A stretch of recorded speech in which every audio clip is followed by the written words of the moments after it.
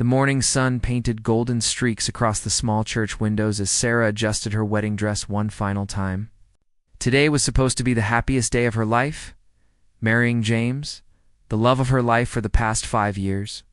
The church was filled with family and friends, their faces glowing with joy and anticipation. But there was one empty seat in the front row that cast a shadow over Sarah's heart. That seat was meant for her brother, Michael, a royal guard who had served the Queen with honor for 8 years. 3 months ago, Michael had been deployed on a classified mission overseas. The nature of his work meant no contact with family, no phone calls, no letters. Sarah had sent him the wedding invitation through official channels, but she never received a response. Deep down, she knew the chances of him being there were slim to none. James stood at the altar, adjusting his tie nervously. He could see the mixture of happiness and sadness in Sarah's eyes every time she glanced at that empty seat. Michael wasn't just Sarah's brother. He had become like a brother to James too. It was Michael who had given James his blessing when he asked for Sarah's hand in marriage 2 years ago.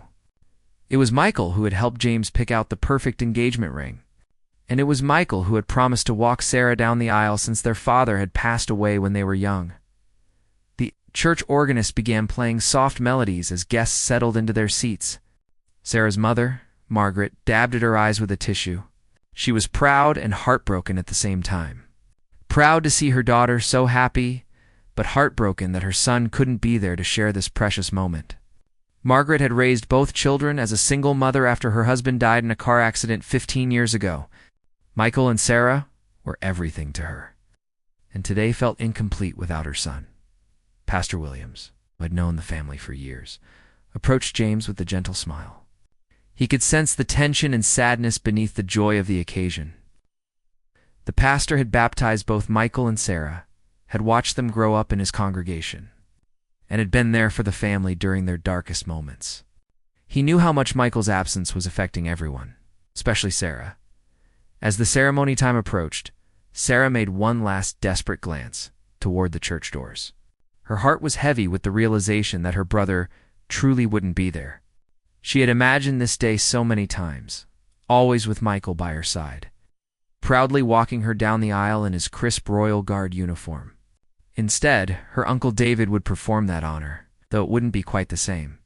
The guests began to murmur softly among themselves as they noticed the bride's delayed entrance. Some family members exchanged knowing glances, understanding the reason for the hesitation. Everyone in the small community knew about Michael's service to the crown and his current deployment. They had all hoped for a miracle, that somehow he would find a way to be there for his sister's special day. Sarah took a deep breath and looked at herself. In the small mirror in the church's preparation room, her wedding dress was simple but elegant, passed down from her grandmother. The pearl necklace around her neck was a gift from Michael before he left for his mission. He had told her to wear it on her wedding day and think of him. Little did she know how prophetic those words would be. The wedding march began to play, and all the guests stood and turned toward the back of the church. Sarah appeared at the entrance, her arm linked with Uncle David's, but her smile seemed forced. She walked slowly down the aisle, her eyes scanning the faces of loved ones who had gathered to celebrate with her and James. Each step brought her closer to her new life, but also reminded her of what was missing from this perfect moment. James watched his bride approach, his heart swelling with love, but also aching for her pain. He could see the tears threatening to spill from her eyes, and he wished there was something he could do to bring Michael home, even if just for this one day. The couple had postponed their wedding twice already, hoping Michael's mission would end in time, but military duties waited for no one. Not even love and family celebrations halfway down the aisle? Sarah heard her phone buzz in her small purse. She had kept it on silent, but the vibration caught her attention. For a split second, she wondered if it could be news about Michael, but she pushed the thought away. Today was about her and James, and she couldn't let herself hope for something that seemed impossible. Uncle David squeezed her arm gently, offering silent support as they continued their slow procession. The church was decorated with white roses and baby's breath, Jake's favorite flowers. Sarah had specifically chosen them in his honor, wanting him to be part of the ceremony in some small way. Sunlight streamed through the stained glass windows, casting colorful patterns on the wooden pews filled with friends and family. Everyone was smiling, but there was a bittersweet quality to their joy, as if they all shared in Sarah's hidden sorrow. Pastor Williams opened his ceremony book and smiled warmly at the gathered congregation. He had married dozens of couples in this same church over his 30-year career, but this wedding felt especially meaningful. He had watched Sarah and Michael grow up as orphan children, supported by their strong mother and tight-knit community. This family had faced many challenges together, and their bond was unbreakable, even when separated by duty and distance. As Sarah reached the altar, James took her hand and whispered, "You look beautiful." Michael would be so proud. His words were meant to comfort, but they only reminded Sarah more acutely of her brother's absence. She managed a genuine smile for her groom, grateful for his understanding and support. They had built their relationship on honesty and shared values, much like the ones Michael had taught her growing up. Margaret wiped away fresh tears as she watched her daughter at the altar. She remembered Michael's promise to always protect Sarah, made when he was just 12 years old and she was 8. Even when he joined the Royal Guard, he had made it clear that family came first in his heart, even if duty sometimes demanded otherwise. She knew that wherever he was in the world, Michael was thinking of them today, probably feeling just as heartbroken as they were. Uncle David took his seat in the front row, and Pastor Williams began the opening words of the ceremony. "Dearly beloved, we are gathered here today to witness the union of Sarah Elizabeth Morrison and James Robert Thompson in holy matrimony." The familiar words echoed through the small church, marking the official beginning of a ceremony that had been planned for months. It felt incomplete without one very important person. Pastor Williams continued with the ceremony, speaking about love, commitment, and the bonds that tie families together. Marriage is not just a union between two people, but a joining of families and communities, he said, his eyes briefly meeting Margaret's in the front row. Today, we celebrate not only Sarah and James, but also the love and support that has brought them to this moment. Just as the pastor was about to begin the exchange of vows, a soft creaking sound came from the back of the church. A few guests turned their heads slightly, thinking someone was arriving late, but most remained focused on the couple at the altar. Sarah was lost in James's eyes, trying to push away thoughts of her absent brother and focus on the man who would soon be her husband. The church door opened slowly, and a figure stepped inside, trying not to make any noise. The late afternoon sun silhouetted the person against the doorway, making it difficult for anyone to see clearly who had arrived. Some guests noticed movement, but didn't want to be rude by turning around completely during such a sacred moment of the ceremony. Margaret felt a strange flutter in her chest, almost like a mother's intuition telling her something important was happening. She had experienced this feeling before, usually when one of her children needed her or was in some kind of trouble. But today felt different, more hopeful than worrying. She resisted the urge to turn around, not wanting to disturb Sarah's special moment. But the feeling grew stronger with each passing second. Pastor Williams noticed the late arrival, but continued with his duties. Accustomed to people arriving at various times during wedding ceremonies, he had learned over the years that family emergencies, traffic, and other life circumstances often prevented people from arriving exactly on time. What mattered most was that people came to show their love and support when they could. The figure at the back of the church quietly closed the door and stood silently, taking in the scene before them. The sight of Sarah in her wedding dress, standing next to James at the altar where they had all attended services as children, was almost overwhelming. This was the moment they had traveled thousands of miles to witness. Overcoming incredible obstacles and bureaucratic red tape to be here, Sarah began to feel an odd sensation, as if someone was watching her intently. It was different from the normal feeling of having all the wedding guests' attention focused on her. This felt more personal, more familiar. She tried to shake off the feeling and concentrate on Pastor Williams's words about the sacred nature of marriage vows and the promises couples make to each other. James noticed his bride's slight distraction and gave her hand a gentle squeeze. He assumed she was just nervous about speaking her vows in front of everyone, something they had practiced several times, but which still made her anxious. He smiled encouragingly, wanting her to know that he would be there to support her through every moment of their life together. Just as he was supporting her through this ceremony, The mysterious figure began walking slowly down the side aisle of the church. Staying in the shadows cast by the afternoon sunlight streaming through the windows, a few more guests noticed the movement, but most remained respectfully focused on the ceremony. The footsteps were careful and deliberate, as if the person was trying very hard not to interrupt or draw attention to themselves during this sacred moment. As Pastor Williams reached the part of the ceremony where he would ask if anyone objected to the union, a beam of sunlight shifted through the stained glass window, illuminating the late arrival more clearly. Several guests in the back rows gasped quietly as they recognized the distinctive red uniform of a royal guard, complete with the ceremonial sword at the hip and the perfectly polished boots that caught the light. Margaret's heart began to race as she heard the soft murmurs behind her. She knew that sound, the way people reacted when something unexpected and wonderful happened. Her mother's intuition was screaming at her now, but she still didn't dare to turn around and look. Afraid that her hopes might be crushed if she was wrong about what she was sensing, the royal guard moved closer. Now, clearly visible to about half the congregation, the uniform was immaculate despite the long journey, every button polished, every crease sharp and perfect. This was someone who took their duty and appearance seriously, someone who understood the importance of showing proper respect during significant moments. The guests who could see began to smile and nudge each other gently. Recognizing what was about to happen, Sarah felt the energy in the church shift, as if electricity was suddenly crackling through the air.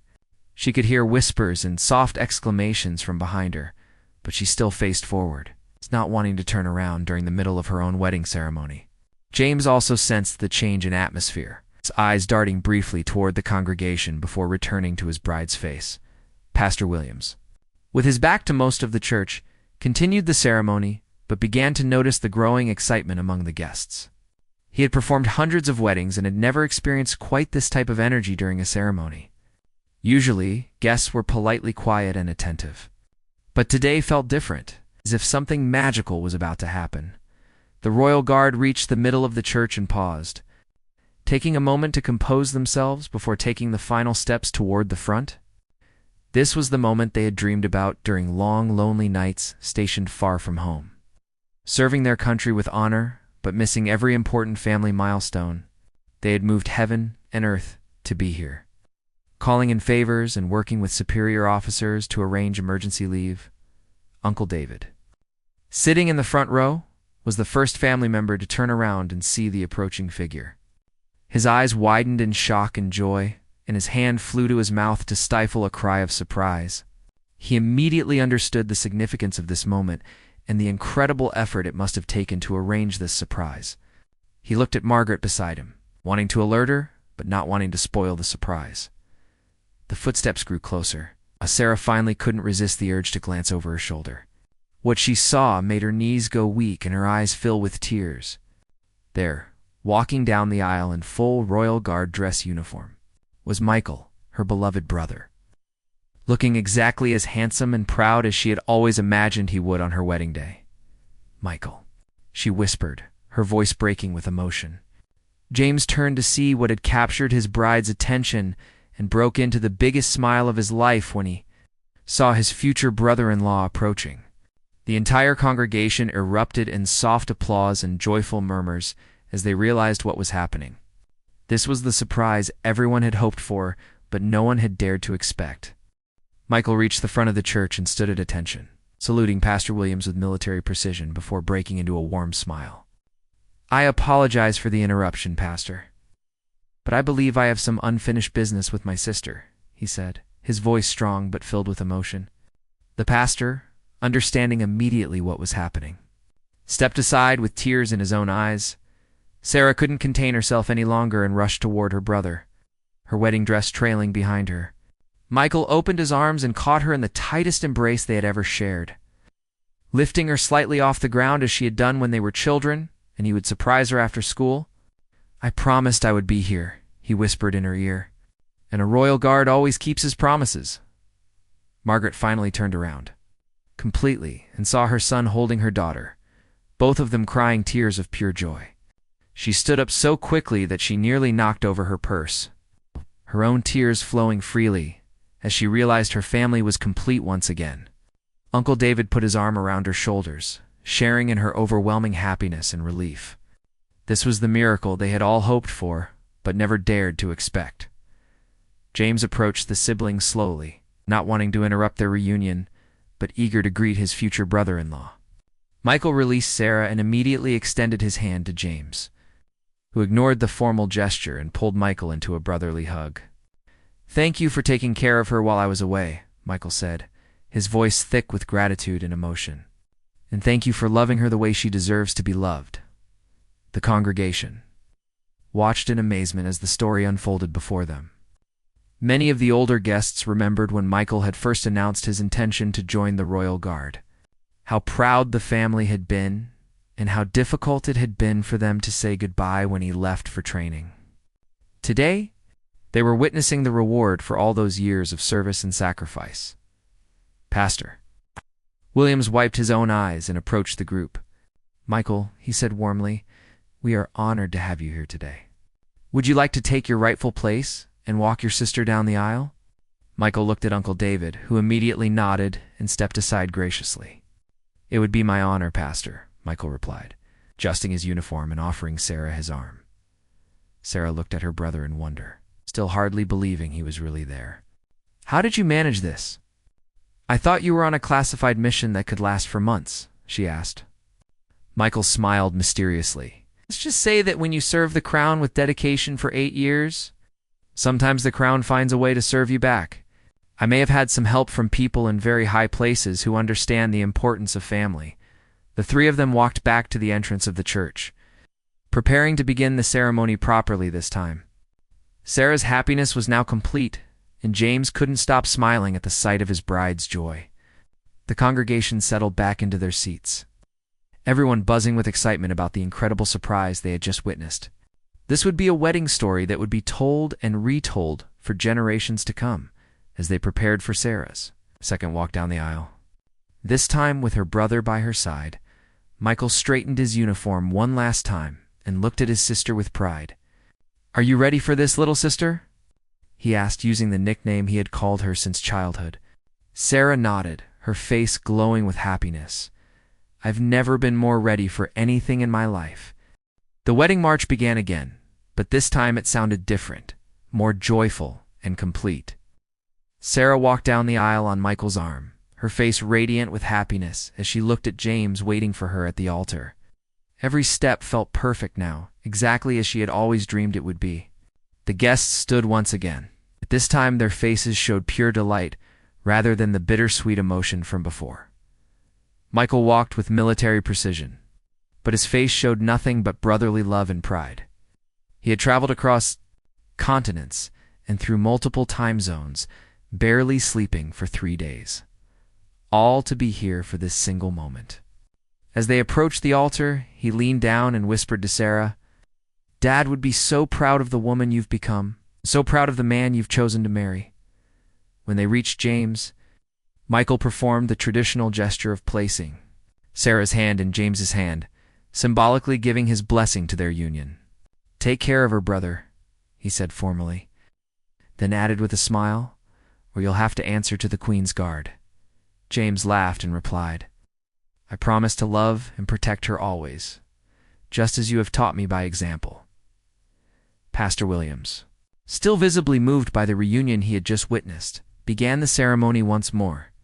This time, his words carried extra meaning as he spoke about the bonds of family, the importance of duty and service, and the way love can overcome any obstacle, including time and distance. The congregation listened with rapt attention, knowing they were witnessing something truly special. As the couple exchanged vows, Michael stood proudly beside them, his presence completing the circle of love that surrounded Sarah and James. When James promised to always be there for Sarah, through good times and bad, Michael nodded approvingly, knowing that this man truly understood the meaning of commitment and loyalty. When Sarah promised to support James's dreams and stand by his side through all of life's adventures, Michael saw the same strength and determination that had helped her survive their father's death and support their mother through difficult years. The exchange of rings went smoothly, with Michael serving as the backup ring bearer, a role he performed with the same attention to detail he brought to his royal duties.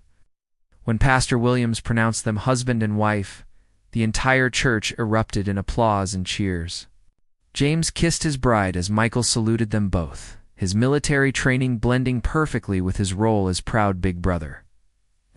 As the newly married couple walked back down the aisle together, Michael followed close behind, still in his immaculate uniform. Margaret met them at the back of the church, finally able to embrace her son properly. "How long can you stay?" she asked, afraid to hope for too much. "I have a week's leave," Michael replied. "Enough time to celebrate properly and help you move into your new house," he said to Sarah and James.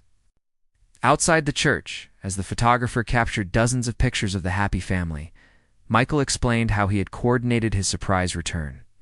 "My commanding officer's daughter was married last year, and he understood exactly how important this was. The Queen herself signed the emergency leave papers when she heard the story. Sometimes serving your country means the country serves your family in return." The wedding reception that evening was filled with laughter, dancing, and storytelling. As Michael regaled the guests with carefully chosen tales from his service, Sarah and James's first dance was beautiful. But the most touching moment came when Michael danced with his sister, just as they had practiced when she was a little girl dreaming of her wedding day. As the evening wound down, the three siblings, Michael, Sarah, and now James, sat together on the church steps where they had played as children. The stars were bright overhead, and Sarah realized that this was the most perfect day of her life, made complete by the unexpected gift of having her brother by her side. Sometimes the best surprises come from the people who love us most, and sometimes duty and love can work together to create miracles that bring families together when they need each other most.